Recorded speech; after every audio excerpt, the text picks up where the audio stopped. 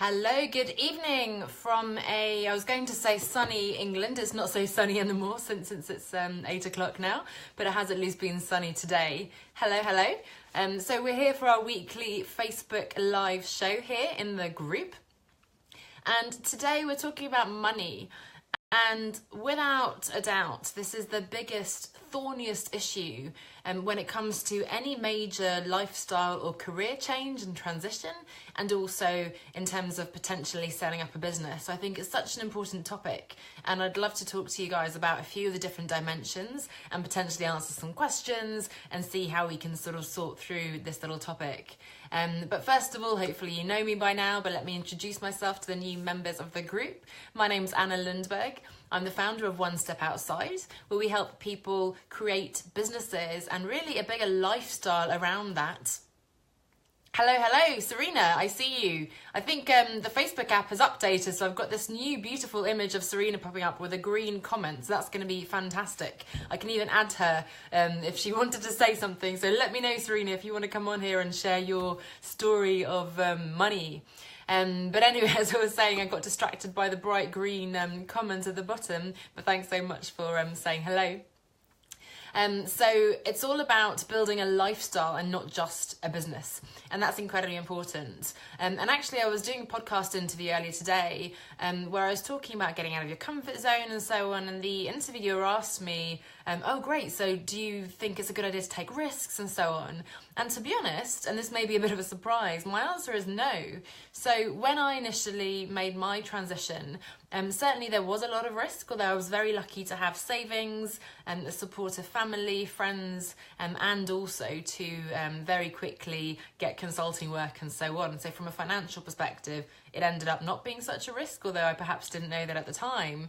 But I certainly never want anybody to put their own or their families in particular financial security, well-being at risk in that sense. And I think it's sort of a mistake to think that entrepreneurialism and having your business has to mean taking that leap of faith and throwing caution to the wind and all these idiomatic expressions and taking risks with your own money and with your family's money and so on. And certainly you need to, of course, talk to your partner and your family to take them along that journey if you wanted to make some changes and so on. But my message very much is one of, yes, you have financial obligations. No, you don't need to rip everything apart and, sell your house and your belongings and go and live in a van, although I know a lot of people now who have done that. But within your financial parameters, what can you do? And I think the answer is often a lot more than you think. And sometimes we have this dark cloud of money hanging over us without really knowing how much we need, how we could potentially cut down, save more, earn more, make some changes there and so on. So that's sort of a really big, important topic, and I want to break that down a little bit this evening. And before I do that, I do want to just give a little update. So I was in here last week and I've been posting about the fact that I'm opening up, which I'm really excited about, opening up 5 coaching slots for one-on-one coaching for new clients now, which is great. I love this kind of work. I really think it's where you get so much value from that, sounding board, from having a cheerleader, the accountability. I learn a lot as well with partnering with my clients, and I think that's a fantastic opportunity.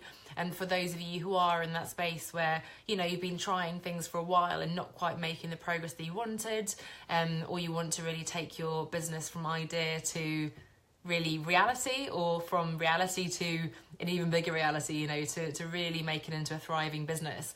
And just the update that I had 5 spots, I now have 3 left. So, the spots are filling up. So if you are interested, if you have any doubts at all, you're not quite sure, get in touch to be on the safe side and we'll have that chat and we can book a call with you to make sure that we answer any questions. We see if there's a good fit between us from a personality point of view. And can really talk about if this is the right time for you to invest in a coach, to invest in working with me in particular, and perhaps if it's not the right time, then give you some other things that you can work on in the meantime so that you get ready for the future. But that's just a little update. Please, if you are interested, if you might be interested, ping me a message here, comment, send me an email, book a call, and I'll put all those links here. But, get in touch as soon as you can. Also, it's a long Easter weekend here, so I won't be working on Friday and Monday. Actually, I will be working on Monday for various reasons, but, just apologies in advance if I don't reply an email, but I'll certainly be checking now and then to make sure that I get your messages. So hopefully, I'd love to chat to a few more of you. Again, I'd love to speak to people in this group because I know you've been following me for a while. You've been part of this community. So if you feel you're ready to take this to the next level, then I'd love to have a chat with you. So that's the one-on-one coaching slots that are available, 3 spots left. But in the meantime, let's get on with the show, as it were, and let's talk about money. And as I was saying, it's really a big, thorny issue. It is always one of the biggest concerns that comes up. And it's an interesting one because I think we all worry about money, and yet a lot of us don't really understand it. We don't think we care that much about money, so why is it such a big concern? And I wanted to go through sort of 5 levels, I suppose, of breaking this down and what we can do to address those concerns, both sort of emotionally and mentally, and also concretely with strategies and action and so on. And the first one I wanted to talk about, as ever, is around mindset. And I know it seems odd because you might think that money is such a concrete thing. You either have it or you don't. You're earning enough, you're not. It's really black on white. It should be very rational and clear. But the truth is, I don't think that's the case at all.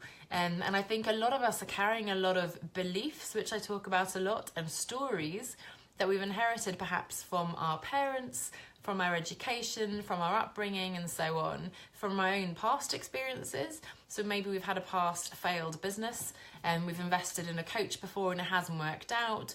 We've bought something that wasn't what we thought it would be, and we've lost money, we've made redundant, whatever those things are that we've had in the past, both good and bad, sort of build this story that we have around money. And that mindset can really be limiting in terms of moving forwards now in a different direction.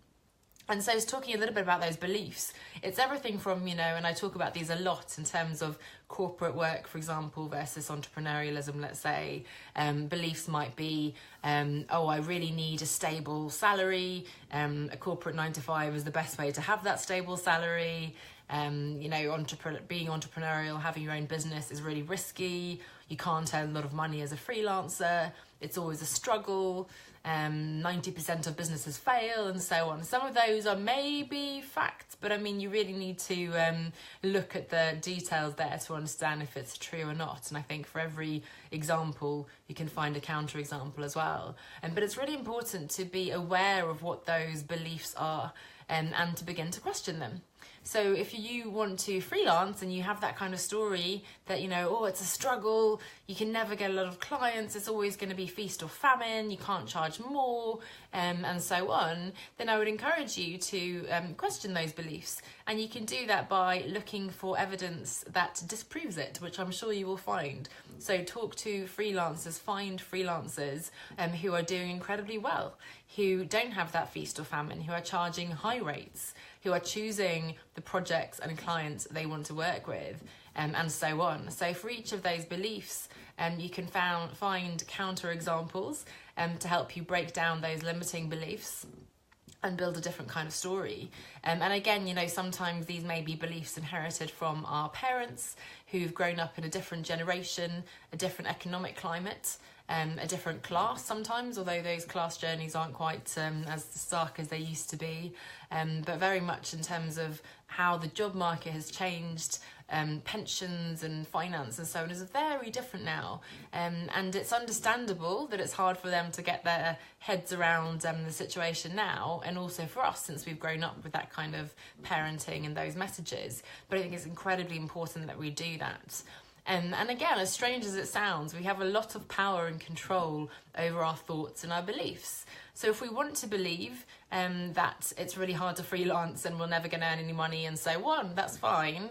But if that doesn't serve you, if actually you'd love to work more freely, location independent, choose the clients and projects you work with and so on, and maybe charge a higher fee, then that's a story that you can craft, and you can think, okay, what would need to be true in order for this to be possible?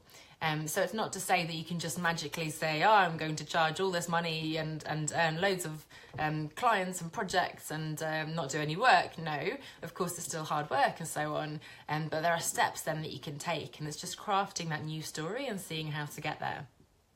So this first piece around mindset, I think, is absolutely critical to understanding what your money beliefs are, what your stories are, and so on, and to begin to craft a new story. And the second one is actually, and I mentioned just briefly there, that we tend not to understand money. And I don't want to be patronising here, because this is very much my own experience. I certainly didn't learn anything about finance and money management and so on at school. We had pocket money at home, of course. My mum actually did get us to write very detailed every expense, every ice cream, every chewing gum or whatever. We hated it. It was not something that we saw value in. So I think some really good habits there, but nothing that we really enjoyed. And I actually studied economics at university, but not for any passion or interest in the economic systems, although I've since then found that very interesting. But certainly that wasn't in any way understanding, investments and pensions and savings and all these things. And certainly didn't teach us about mindset and so on, of course.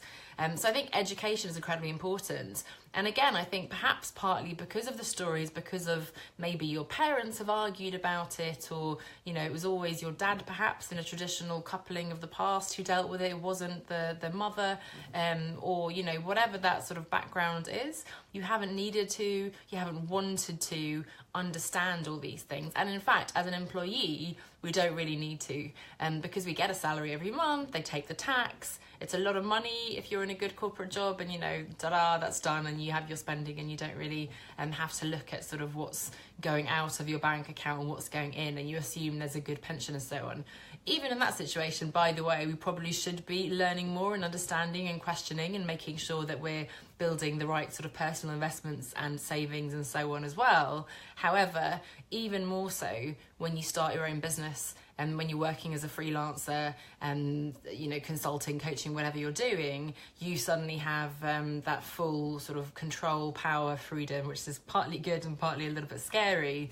But, that really is a shift, and you really need to begin to understand the numbers, understand your own personal expenses and income and so on, your own goals as well, your targets around income and so on, because, with salaries, we don't really have to think about, I want to get to this number. You just kind of gradually perhaps request, if you are brave enough, some salary increases, but otherwise you kind of follow that path and so on.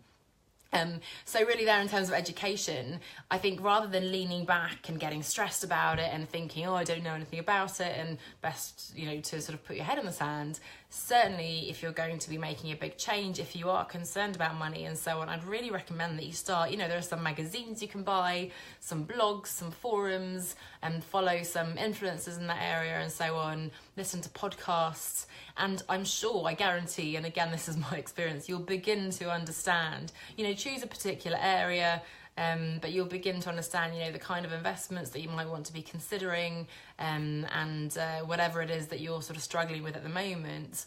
But it's natural that we don't know anything about it. We haven't learned about it. And, it's also important to learn when you don't know something. It sounds very simple, but rather than think, okay, I'll never understand it, there's no point, it's a black box, just put it over there and forget about it. Really taking control now. And there's all these articles around, compound interest and so on, which means basically if you had invested, a little bit of money when you were 20, let's say, that gives you a huge amount of compound interest, as it's called, over time, compared to if you'd invested actually more when you're 30, 40, the later it is, the harder it is to get those types of returns. So again, it's just important not to leave this, to put your head in the sand, and then suddenly you wake up and you're 50, 60, 70, whatever age, now we're going to be, and you think, hang on a second, I don't have that nest egg, the pension that I need, and so on. You have to keep working, which is fine. I think a lot of us will want to keep working and will have to keep working, but you just want to have those numbers in black and white. So the second one there is education, and the third one is getting help. So, it's easy to think, certainly when you're starting out in a business, you don't have a lot of money, or this whole question of outsourcing, whether it's your web design, admin stuff, finance, whatever it is, can feel quite difficult.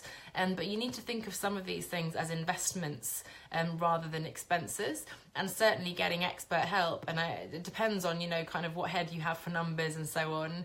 I actually did all my accounting myself. Up until pretty much now. I've literally just started working with an accountant, but I wasn't doing it completely alone. I had my very generously kind, wonderful brother-in-law who helped me a lot in terms of the limited company setup, the VAT and so on. I read a lot and follow lots of forums. It's been incredibly painful. The good news is that I now understand it. So now that I partner with an accountant and have a proper software and so on, I really understand what's going on. I've been doing the right things, which is great news. But now for a relatively small investment, I'm getting that huge sort of burden taken off my shoulders, and that means I can focus my attention on building the business, on taking care of myself, on doing the things that I love to do. So really thinking about getting the help you need, whether it's a bookkeeper or admin, helping you with all your receipts and things, an accountant, a financial planner, or even just someone to chat to, sort of a consultant kind of figure. And again, if you can't afford, or you don't think you can afford to do that, first of all, you may be able to find sort of friends and so on who can help you. You may be able to learn on forums and so on. But secondly, I would encourage you to sort of rethink that maybe you can't afford not to. Because of course, if you make mistakes, if you haven't put aside enough money for taxes, whatever it is, that can come up and bite you in the bum later on. So, really good to think about that up front and get the help you need. The next one is around planning, and I think it's incredibly important to work on your mindset, to understand, to work with someone and so on, but you really need to, again, know what the reality of the situation is, and that starts with knowing where you are today, and then knowing where you want to get to, and then sort of planning the steps that you need to get from A to B, as it were. Because often, again, going back to the beginning, we think that, I can't possibly leave this job because I need all that money, and maybe you do, maybe you don't, but it's certainly a useful exercise to sit down, maybe with your partner or alone, and sit down and have a look at your outgoings, have a look at your salary that's coming in. One person I spoke to said they could easily take a 20-30% pay cut without any sort of impact on their day-to-day, which is fantastic. That may not be the case for all of us, but certainly I think a lot of us will find that there's a bit of that sort of fat that you can trim off without having too much of an impact. Again, it goes back a little bit to mindset. I've read lots of studies where they have various figures, that say beyond a certain level of income, actually your level of happiness isn't significantly increased, and in fact sometimes it can be detrimental. So that of course varies depending on where you live and what your lifestyle is and so on. But the reality is, as much as it can sound amazing to get to that 6-figure income or the £1 million, dollars, whatever it is your goal is, or more, it won't necessarily, or in fact I can guarantee it won't be the answer to all our problems if we get there. It's more the experience and the rewarding moments of working towards that. In that case, I think that would be more meaningful than the actual figure. But it's just thinking about, do I actually need that money? And unfortunately, I think a lot of people in these big cities like London, New York and so on are a little bit in that golden cage, and that we've built a lifestyle and an identity around this sort of, high figure salary, prestigious CV with big name companies and job titles and so on. It's very difficult to let go of that. And again, I'm not saying you need to by any means. First of all, you can certainly choose to keep that if that's important to you. And secondly, you can find ways to take elements of that prestige, comfort and so on with you, but you really need to understand what is important, what's non-negotiable for you, and where might you be able to compromise. So knowing where you are today, and then where you want to get to financially, if that's, okay, I want to set up this side hustle business alongside my full-time job, and before I quit, I want that business to reach, at least this monthly figure, for example, or an annual figure, or I need at least this many clients to know that it's a viable option.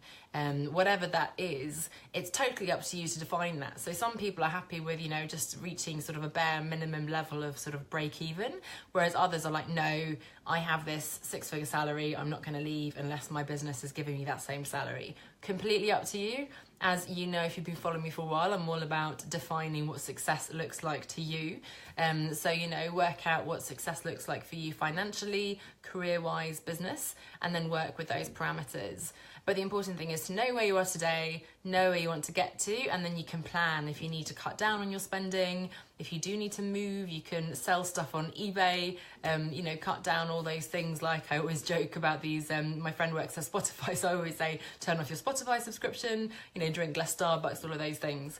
There's a lot of those expenses that we don't realise are going out of our bank account every month. Gym memberships that you never use, meditation apps, things that you've spent money on and you actually don't use regularly. The same thing, by the way, in your business. So it's really important to review regularly the money that's going out of your account. There may be things, software and tools and things you actually don't need anymore. So, checking in on that certainly quarterly, if not more often, is really important. But planning what you need to save, what you need to invest, any kind of actions you need to take. And then the final piece, of course, is taking action. So it's all very well to work on your mindset and have plans and so on.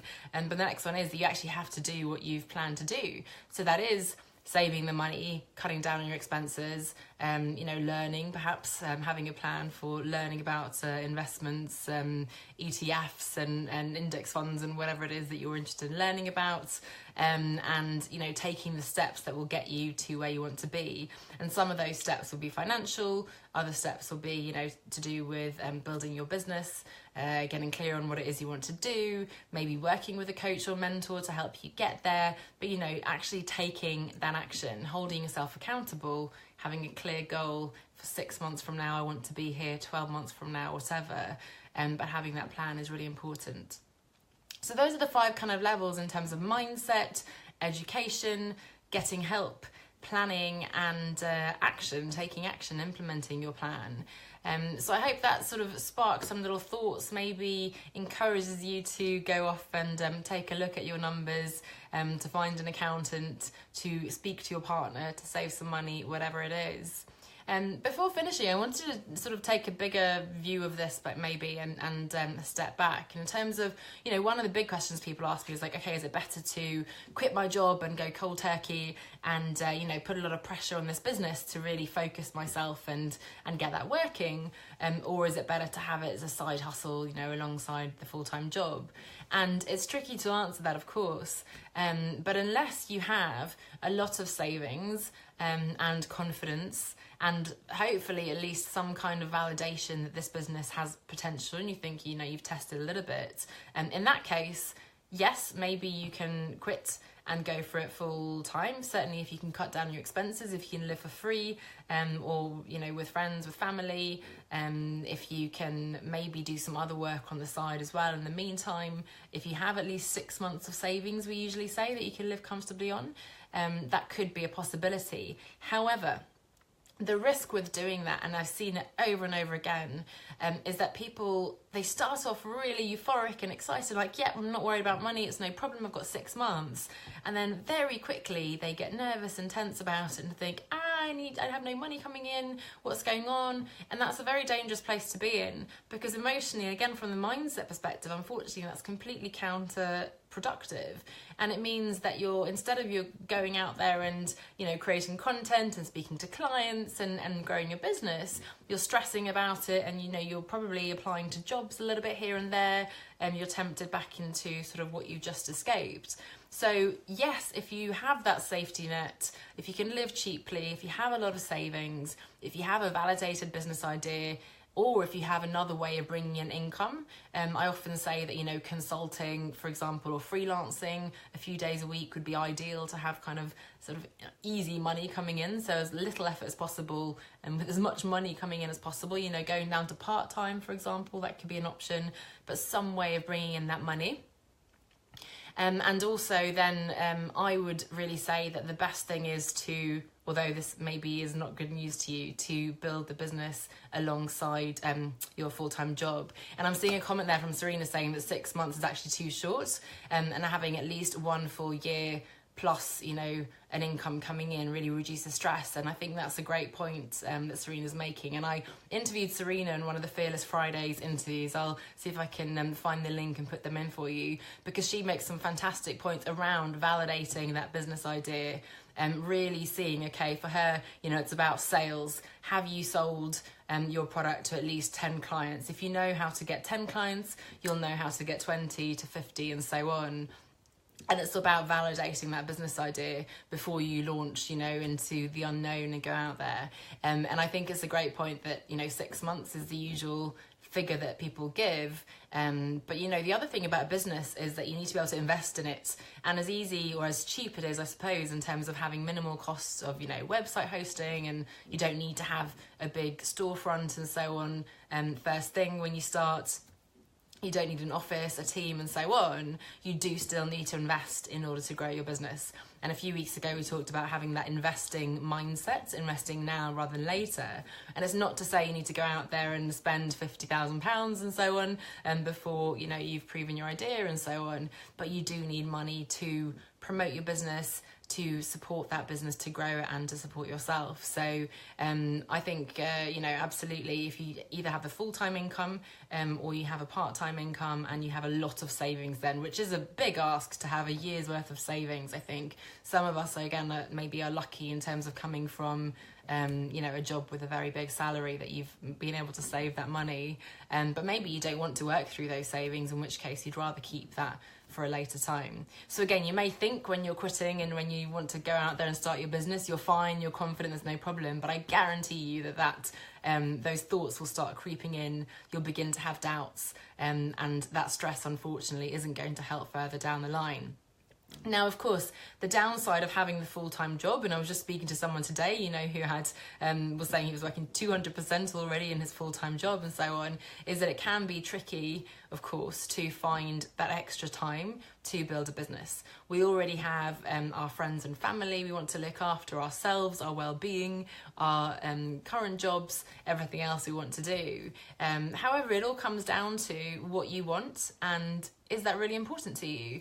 And if you're clear that yes, you definitely want to, let's say, leave your job at some point, if not today, or you definitely want to get this business off the ground, you definitely want to publish this book, you definitely want to, whatever it is, then, and I've just actually got a new framed quote today, which is, discipline is remembering what you want. And I think that's really key. There are ways to carve out that time in your day if you know that this is what you want to do. I have a friend who goes into the office every day and at 5 o'clock and writes on his book an hour or two every morning. Someone else who really wanted to paint, she started getting up in the morning and painting. There are ways to carve out that time. And the interesting thing is also, you don't need that many action steps. If you're clear, if you can carve out some time to, work out what it is you want, what your strategy is, and the things you need to do, then you can, 10 minutes here, you make a phone call. I always have a notepad and pen on the train, on the commute. You can use that time to take some actions. And again, Serena's making a great point in terms of mental time, because it's not just the physical time. I may well think, today I'm talking to you guys as ever at 8 o'clock in the evening, and I always think, I'll have so much time after that, and I'll do this and that and the other, and there's a point in the evening where my brain just shuts down. And if you're in a particular kind of intellectual job all day, and then you're going off to do some other very similar intellectual work. In my case, if I'm writing all day in a full-time job, let's say, and then I want to write on a novel, a book, that can be quite tricky because it's the same kind of work. Certainly in the early stages of business, it's going to be really tough. Mentally, emotionally, it'll be, lots of failures and disappointments, which we also talk about in the interview with Serena. So well worth a watch, that one. And, you really need to understand, is this something that you want to do? And if so, you may need to make some compromises. I don't want you to compromise in your health, your well-being, your family relationships, your friends, as my coach said to me, aren't necessarily going to be there next year. Your business will. So, I think really important to think about from the bigger perspective what's important in your life. Ultimately, it's your relationships, it's your health, and so on. However, if this is something you really want to do, if the business is something you believe passionately in, either for your own sake, for the lifestyle that brings, or because you really think you have a product or service or solution to some problem that you want to bring to the world, then find a way to make it happen. And I guarantee you, if you track your time, if you look at what you do every day, every week, you will find a lot of wasted time. And it's not to say that we need to become machines that have no moments of, scanning Facebook or watching Netflix or whatever it is. But certainly you might not need to watch 3 hours of TV, and you might not need to scroll Facebook every time you, sit on the bus or whatever it is. So think about what it is you want, how important is that, and take a look at your calendar and see how you can carve out that time. But going off into a bit of a different topic there, but I'm very passionate about time management, about getting clear on your priorities, and carving out that time again. But just want to touch a little bit on that debate. And as you can see, it's not a black and white situation. It certainly may depend on your personal situation. Again, we were saying there may be a year's worth of savings, and that's a big ask. Ideally, you'd be able to at least start the business alongside a full-time job, or if you were to quit, you really need either those savings and ideally then an income coming in. So again, hope that was useful. It's such an important topic. I don't want this to be something that becomes a barrier, because fundamentally I think for most of us, money, in its essence at least, is not that important to us as a value. Of course, money allows us to live the freedom, the family relationships, the travel, the kind of lifestyle we want to lead. So in that sense, it's important. But if that money means, you're killing yourself with a long commute and a job you hate, if it means, you're having to work a particular job that you don't want simply because you're tied into that golden cage of an expensive house and a mortgage and car and all these things, you might want to begin to question, is that really what you want? And if not, where are you today? Where do you want to get to? And then how can you start taking small steps? And again, you don't have to quit your job. You don't have to do a full 180 transformation, but you may find little ways of, saving a little bit more money or cutting back on some expenses, making some changes, making some more space and so on. So I hope that's given you some food for thought. Thanks so much, Serena, for sharing your insights. Always love to hear your expertise and experience. And again, I'll share her interview, which I think is a really great experience. We had a lot of interesting chats, as I said, about failure, about testing your ideas and so on. So do take a listen to that. And above all, as I said, money, don't let it be a barrier. It is important, it is problematic potentially, but I'm sure if you really sit down and crunch the numbers, you'll feel relieved. It may seem strange, but rather than, again, it be that kind of vague thing that's hovering over you all the time, you'll know, okay, I don't have as much money as I thought, but then I'll need to do something about it. And taking action is incredibly empowering and much better than putting your head in the sand again. So thanks again, hope that was useful. Let me know how you get on. And again, just a reminder about those 3 remaining coaching slots as well. I'd love to chat with you, so message me here, send me an email or book that call if you'd like to chat about if it's the right thing for you right now. But thanks so much. Have a lovely Easter weekend. I hope you've got some nice plans. I'm heading off to the ocean, which I love, as you may know, for the next couple of days. My sister and her family is coming down. Mum and I are going to the theatre on Monday, so really lovely family time. Not so much computer time, which is good. Take a bit of a break and then back to the grind again next week. But have a lovely Easter if you celebrate that. And I look forward to seeing you back here very soon. Bye for now.